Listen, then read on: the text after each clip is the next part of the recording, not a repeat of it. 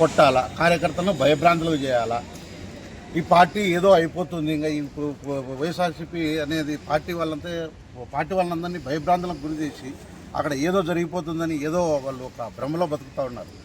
ఇక్కడ ఏమవుతుందంటే మీరు ఒక చిన్న నిన్న జరిగిన ఒక ఇన్సిడెంట్ కూడా మీరు ఖచ్చితంగా గమనించాలి. ఇదంతా రాష్ట్ర ప్రజలందరూ ఇప్పుడు కారులో మనం అందరం వెళ్తుంటాం, లేకపోతే బస్సులో వెళ్తుంటాం, లారీలో వెళ్తుంటాం, లేకపోతే ఇంకో దాంట్లో వెళ్తూ ఉంటారు. ఒక చిన్న యాక్సిడెంట్ జరిగితే అంటే బస్సులో ఎంతమంది ఉంటే అంతమంది మీద కేసులు పెట్టేస్తారా? అంటే డ్రైవర్ మీద కేసు పెడతారా? అంటే ఏ కేసులు పెట్టాలన్నా కూడా వాళ్ళకి తెలియదు. పైన ఏదో వాళ్ళు చెప్తా ఉంటే వీళ్ళు కేసులు పెడతా ఉంటారు అంతే. ఇవన్నీ ఎట్లా ఉంటుందంటే ఈరోజు పోలీస్ వ్యవస్థ అనేది నిజంగా చాలా బాధాకరమైన విషయం. ఏంటంటే ఒక పోలీసు ఉద్యోగం సంపాదించాలంటే ఎంతో కష్టపడాలి, దానికి ఎంతో పవిత్రత ఉంటుంది, దానికి ఎంతో విలువ ఉంటుంది. అవసరమైతే ఒక రాష్ట్ర ముఖ్యమంత్రిని అరెస్ట్ చేసేటటువంటి అంత అర్హత కూడా వాళ్ళు కలిగి ఉంటారు. కానీ ఈరోజు ఈ పరిస్థితి ఎలా ఉందంటే ఎవడికి ఇష్టం వచ్చినట్టు వాడు ఉపయోగించుకుంటూ పోతున్నారు దీన్ని.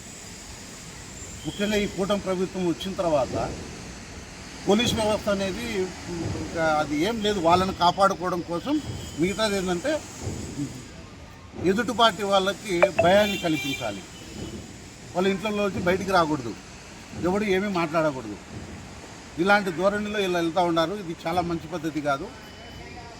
అయితే ఇక్కడ ఒకటి మనం కూడా ప్రజల చేత ఎన్నుకోబడినటువంటి ప్రభుత్వం వచ్చినంటే మనం కూడా అన్నీ ఉంటాయని ఆలోచించేసేవాళ్ళం. రోజు ఇది ప్రజల చేత ఎన్నుకోబడినటువంటి ప్రభుత్వం కాదు, ఇది ఈవీఎంల చేత ఎన్నుకోబడినటువంటి ప్రభుత్వం. వాళ్ళకు ప్రజలతో సంబంధం లేదు, ఎవరితో ఏం సంబంధం లేదు. ఇక్కడ భారత రాజ్యాంగంలో రాసినటువంటి ఆ భారత రాజ్యాంగాన్ని అనుసరించాల్సినంత అవసరం కూడా లేదు. ఎందుకంటే భారత రాజ్యాంగ విలువలతో కూడినటువంటి ప్రభుత్వం ఇది కాదు. ఆ ప్రభుత్వం వీళ్ళకి రాలేదు కాబట్టి వీళ్ళది మ్యానిపులేషన్ చేసుకుని ఈవీఎంల ద్వారా ప్రభుత్వాన్ని వచ్చింది కాబట్టి వాళ్ళకు అవసరం లేదు. ఇది ప్రజలకు మంచి చేయాలి ఇదని వాళ్ళు కేవలం కక్ష సాధింపు కోసం ఓన్లీ జగన్మోహన్ రెడ్డి పార్టీని ఏదో చేయాలనే ఒక తాపత్రయంతో వాళ్ళు ఇదంతా చేయడం జరుగుతుంది. కానీ ఈరోజు ప్రజలకు ఏదో మంచి చేస్తారు, వాళ్ళు వచ్చి ఏదో కూటమి ప్రభుత్వం వచ్చిన తర్వాత మాకేదో ఉరుగుతుందని ప్రజలు కూడా ఎవడేమనుకోవట్లేదు. కాకపోతే ఒకటి నేను క్లారిటీగా ఒకటి చెప్తా ఉండా, ఎవరి కార్యకర్తలకైనా ఈరోజు ప్రభుత్వాలు ఎప్పుడూ ఒక్కరికే ఉండదు. ప్రభుత్వం అనేది ఈరోజు మాకు ఉంటుంది, రేపు మీకు ఉంటుంది. కానీ ఈరోజు ప్రభుత్వం ఉంది కదా అని ఎవడంట చూసుకొని మనం విర్రవీగి లేనిపోని సమస్యలు క్రియేట్ చేసుకుంటే రాబోయే కాలంలో ఏ నాయకుడు కూడా ఎవరు కాపాడలేరు. ఎందుకంటే ఆ రోజు పరిస్థితులు వాళ్ళకే బరువుగా ఉంటాయి కాబట్టి. ఆ రోజు మీ నాయకుడి దగ్గర వెళ్ళి మీరు ఏం చెప్తారో తెలుసా? నాయకుడు ఇవన్నీ నేను చేయమన్నానా, ఎందుకు చేశారని అంటారే తప్ప ఎవరిని కూడా కాపాడే పరిస్థితి ఉండదు.